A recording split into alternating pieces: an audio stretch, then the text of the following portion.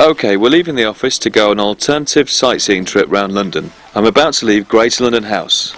That's the big Art Deco building across from Mornington Crescent Tube Station. It's the one with the big black cats outside the front entrance. It was originally the home of the Black Cat cigarette factory before it was converted into offices in 1961.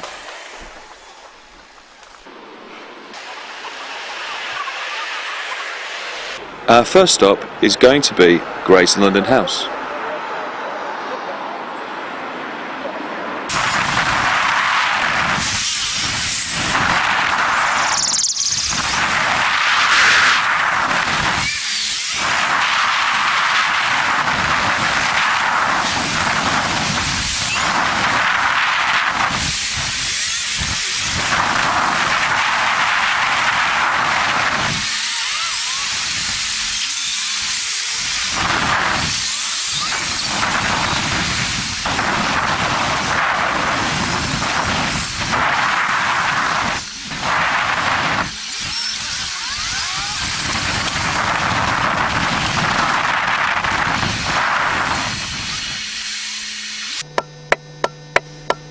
Now we're just off Tottenham Court Road on Store Street. This is the NLA, that stands for New London Architecture.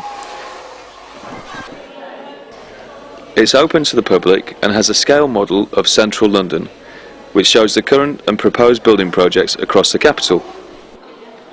Future projects are indicated by the white buildings.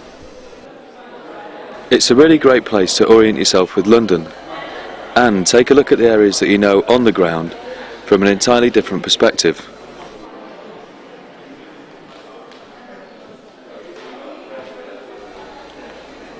And here we are back at Greater London House. From Canary Wharf to the new Olympic Stadium. It's also a great opportunity to own a famous part of London. Just down from Lancaster Gate Tube Station and inside Hyde Park is this hidden example of eccentricity. It's not open to the public, but you can take a peek through the railings. With over 300 little graves, complete with miniature gravestones, this is the final resting place for some of society's upper-class dogs. Burials took place in the Victorian period and the cemetery was closed in 1915. We're now outside London Bridge Station. Just down this railway arch here is the entrance to one of my favourite venues in London, and what seems like another world. The interior is musty and damp, water drips down from the train lines above. No attempt has been made to sanitise this space. It's as it should be. From an unassuming door, you walk down a dimly lit labyrinth of corridors that open out into huge inner chambers. The space is run by performance collective Shunt. Anywhere, including the theatre, is fair game for weird and wonderful, thought-provoking performance art. Like this hair salon just above the bar. It's also a gallery space where quirky ideas are brought to life, like thousands of origami birds in a white room, a stack of old tellies in a chill-out room. The outside world is placed in suspended animation, at least for a while, until you come to exit from a small door which is situated inside London Bridge Station, just next to the busy commuter ticket hall and turnstiles.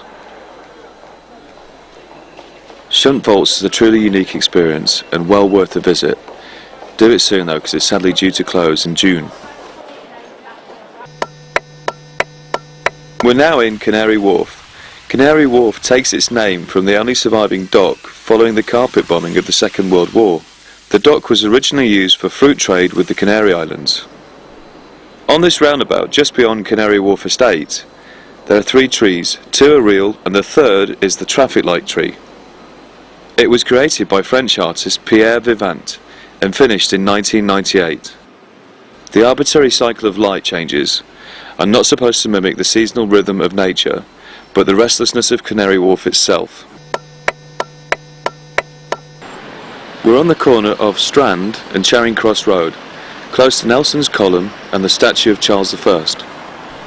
Next time you see motorway signage which tells you how far you are from London, remember it's measured from this point here. There's a plaque on the floor to confirm this. That's the headquarters of MI6, and we're on the left of Vauxhall Bridge.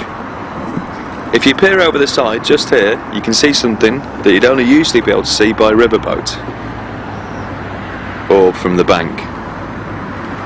There's a miniature bronze sculpture of St Paul's Cathedral. It's in the hand of one of 4 enormous bronze female figures created by Frederick William Pomeroy to commemorate the best in British architecture, dating 1907. Just across the Euston Road from Euston Square Tube is the Wellcome Trust.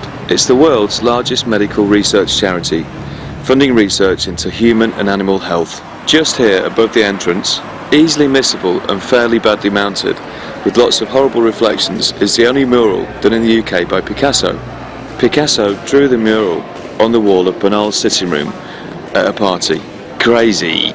Eventually the mural was saved from Bernal's flat, which was due to be demolished and is now on permanent display here. There's also a Gormley, some scary saws, some masks, a wafer-thin body slice, a fatty, and Darwin's walking stick. We're now walking down the Old Kent Road in Bermondsey, about half a mile away from Tower Bridge. This next spot is one of my favourite stories. 10 years ago, property developer Russell Gray bought a small plot of land and intended to build flats, but his planning permission was refused by the council. He furiously put in planning permission for a tank. The council, thinking he meant septic tank, granted permission. However, he installed a Soviet T-34 tank from the Cold War. The tank was originally painted pink, but it's now covered in this beautiful graffiti. The gun is pointing at the council offices where planning permission was refused in the first place. We're now on the South Bank. In the early part of the 20th century, London was a straight-laced place. Advertising was considered rather vulgar, to the extent that it was banned on the sides of buildings. However, the Oxo Tower became a classic example of an advertising loophole. They originally planned to have a huge sign with the company name spelled out in electric lights. This was refused, so they constructed a tower with the letters Oxo built into the very structure. The 3 giant letters, which are in fact vast windows filled with red glass, could no longer be classified as an advert. Back in Camden now, outside the Windsor Castle.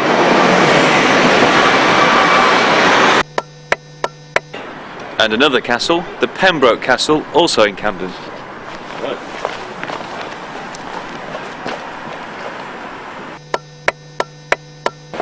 Another castle in Camden, the Dublin Castle.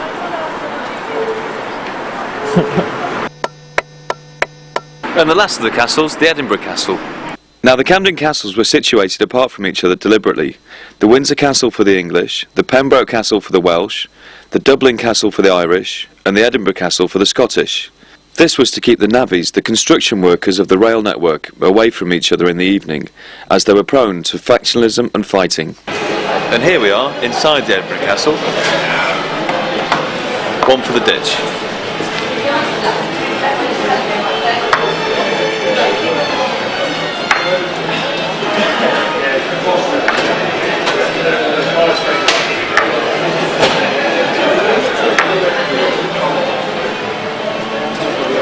Right, back to work.